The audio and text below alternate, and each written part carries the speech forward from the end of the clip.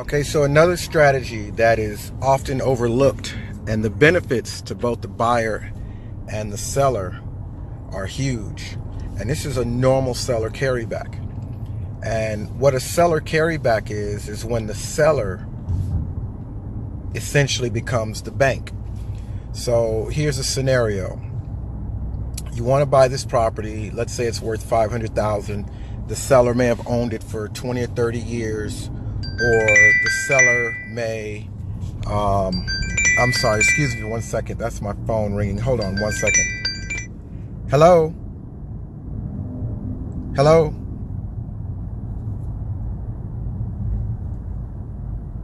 Okay, they didn't want to say anything. Sorry about that, guys. So the house is worth $500,000. The seller's owned it for 30 years, and it's free and clear. So the seller wants to sell the house, but they've been hesitant. I'm so sorry, guys. Hold on for 1 second. Hello? Hi there. Good. So do you have somebody who can... Notarize it? Yeah, Yeah, I can call a notary. I just have to get a traveling notary. I can probably call one. If you want, you know, I'm about 10, 15 minutes away from you. I can, I was going to drop off the documents, but I can show you, I can turn up your phone for you. Your ringer is down. That's what you want me to, tell me what time works for you, like 10:30, 11, what works for you? Yeah, that's fine. Okay. That's fine. I'm going to set it up for like... Michael won't be home tomorrow, so today is better. Okay, I'll try and set it up right now between now and say 10:30 or 11. Okay. Okay, I'm gonna set it. Oh, you know what? What's your address? Okay. Okay. All righty. Thank you. All righty. Bye-bye. Bye-bye.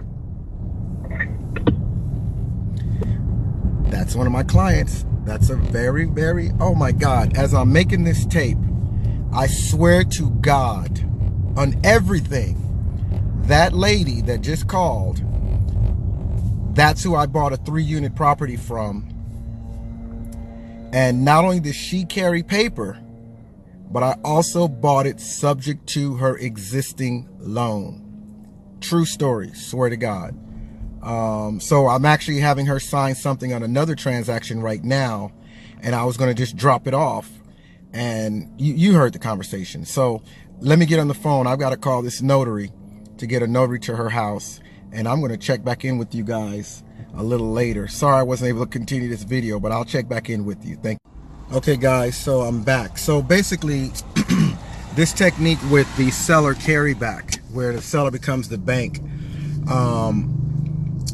it's simple, but at the same time, it's a little complicated. But man, the benefits to you as the buyer and to the seller, this is a true win-win. And if you use this technique and you explain it properly, you can really benefit.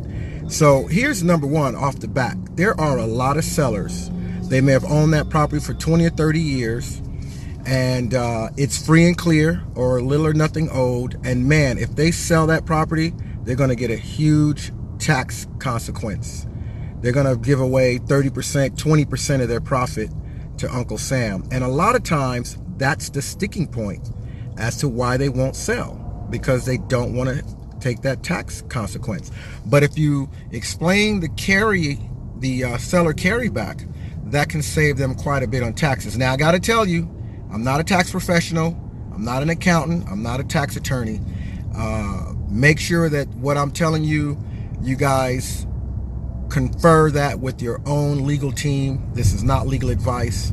This is just my humble opinion, and I've used it, and it's benefited me. So here's the rundown. Let's say you buy a property for $500,000. You give the seller $50,000 down, and the seller carries a note for $450,000. They only have to pay the taxes on the $50,000 down, because that's the only cash that they received. The rest of it is in a promissory note. Okay, so if you put that note into the future, where you pay them in the future, they don't have to pay taxes on that until the time they receive that cash. Better yet, if it's paid out in monthly installments, let's say $1,000 a month, now they're only paying taxes on that smaller monthly income. So you can show a seller how they can avoid paying that huge tax consequence for taking all the cash up front. And if they carry, they take a much smaller tax hit. Now, obviously, where it benefits you is you don't have to go to the bank. You don't have to qualify for a new loan. You don't have to turn in the applications and all of the red tape that is associated with new financing. It's just between you and the seller. You negotiate a sales price. You negotiate the terms of the carryback. They may want $100,000 down on a $500,000 sale. They may only want 10% down on a $500,000 sale. I've had homeowners sell me their property where they don't want anything down. They just want to be insured that they're going to have a steady monthly income stream. And that leads me to a following point. To another point. Sometimes their sticking point is not just taxes. It's also, hey, this property pays me income every month. I get $1,000 a month from this property. So, problem solved. Carried paper. Not only do you not have any responsibility with the property, Mr. or Mrs. Seller, you don't have to pay property taxes anymore. You don't have to keep up the repairs anymore. You don't have to do anything. And if you carry the note, you still receive income without any of the obligations associated with property ownership. Now, where that benefits you, again, you're getting this property with very small down, no red tape, no hassles, unqualifying for a new loan. And of course, as a new owner, you get the benefits of owning a property, which is the appreciation and your own income. Or if you decide to flip it, you get the profit from your gains when you flip it. I hope this little rant / advice while I'm stuck in traffic helps you guys. In the future, I will make these tapes a little more formal. I'm new to this idea of having a YouTube channel and sharing advice and tips with you guys. So I've got a mountain of knowledge in this nugget of mine, and I'm going to share it with you guys. I'm giving it to you for free. I'm not going to ask you to buy anything. I'm just going to ask you to subscribe to my YouTube channel so that it can grow. I have a goal. I want to get 100 million followers. So I guess I'm going to have to come up with $100 million worth of advice for you guys to justify me having 100 million followers. Okay, this is Barry Malcolm, also known as Barry the Buyer.